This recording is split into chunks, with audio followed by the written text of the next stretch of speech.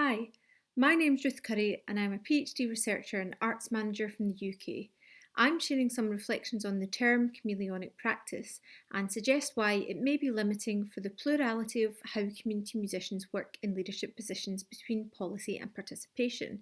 It's a term emerging from the 2014 report, Whatever Happened to Community Music? Brown and colleagues synthesised the perspectives of invited community musicians from the UK.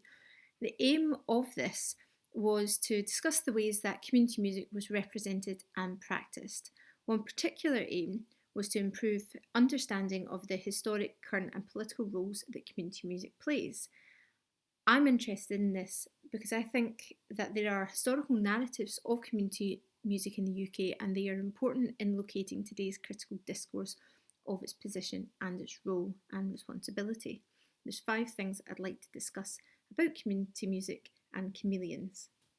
If navigating policy and participation requires a community musician to be looking in 2 different directions at the same time, there's a lot of pressure, power and responsibility on the community musicians in regards to representation, and this may lead to gatekeeping. It may also foster reductions of what is shared and understood as participation. But it may also be an opportunity, because finding oneself in a position of gatekeeping between policy and participation is often done so with good intentions.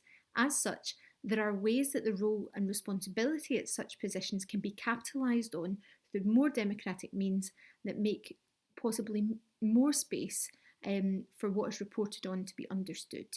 Community musicians in strategic positions are really good at responding to the participatory agendas in the UK, such as working with people identified as having challenging circumstances. However, by being great responders and great chameleons in the game of culture, are we at risk of contributing to dominant narratives of fundable participation? Such gatekeeping, through the malleability of the community musician's role, may be dislocated from historical ideologies of inclusion and access, which guide community music practice in the UK. And if so, how does such dislocation disrupt how community musicians are viewed from their intentions to do good? And are such chameleonic qualities reinforced by those around us through shared cultural competencies? If I look at my own practice, I may well think, of course I work in this way, that's the rules of the game that I'm currently in. But by doing so in an attempt to do good, what power structures may I be reinforcing?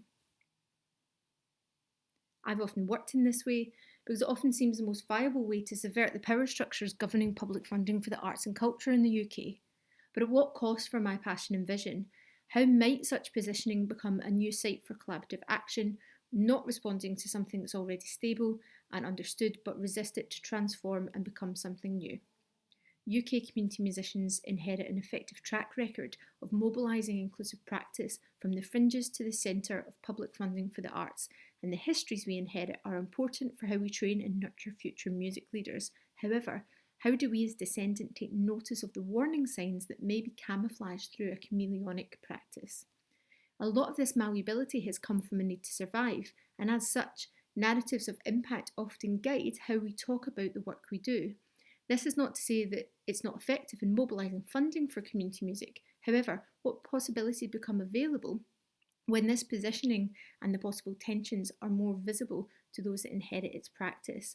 Because chameleons don't become something new as such, they have a set of moves that they use in a given situation to thrive and survive. Like inequalities community musicians seek to challenge, our environments aren't stable, but if our passion for social justice is, what new ways might be conceived of strategic community music leadership, and who else do we need to invite into those discussions? I think histories of UK community music celebrate such position taking, possibly omitting tensions created between the purpose and the product. And when these discussions do take place, it's perhaps drowned out by more dominant policy narratives and perhaps challenged out of sight for a need to survive. So how might community musicians in strategic leadership positions reconceptualise their role as gatekeepers in these positions, and what allies do we need and have, and what capital do we have and utilise, and who do we need to invite into that conversation? Because apparently chameleons are out for themselves, and I personally can't think of a community musician who would align themselves with that. So if we only pick and choose how we use such analogies, I think we underestimate the power we have to influence and mobilise change, and this can also be said of our histories and inscriptions of past practice. If community music as a chameleonic practice is to be part of our historical inheritance, like that of the community arts movement, then what critical and reflexive questions can be asked of its role and responsibility, and how might this support future unknown community musicians to continue to challenge inequality through community music in practice and policy? There are many who align themselves with community music's values in lots of roles within the arts and cultural sector. As community musicians, we may have an important role to play in the amplification of how community music can be put to work in many ways, beyond the places where we make music. Have we got so good at subverting the structures that govern our resources that the power we have has gone unnoticed? Has anyone ever seen a chameleon change its appearance, or do we just see that the colour has changed?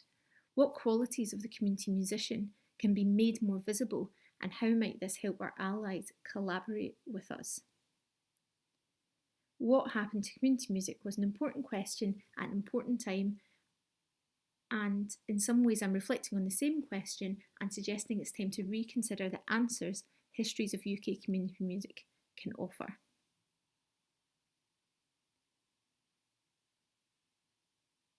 Thank you to the CMA Commissioners for inviting me to take part.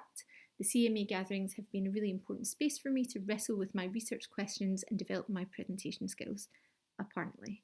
This is one small perspective on a giant question, and I really look forward to discussing it with anybody who wants to today or elsewhere. Thank you very much for having me.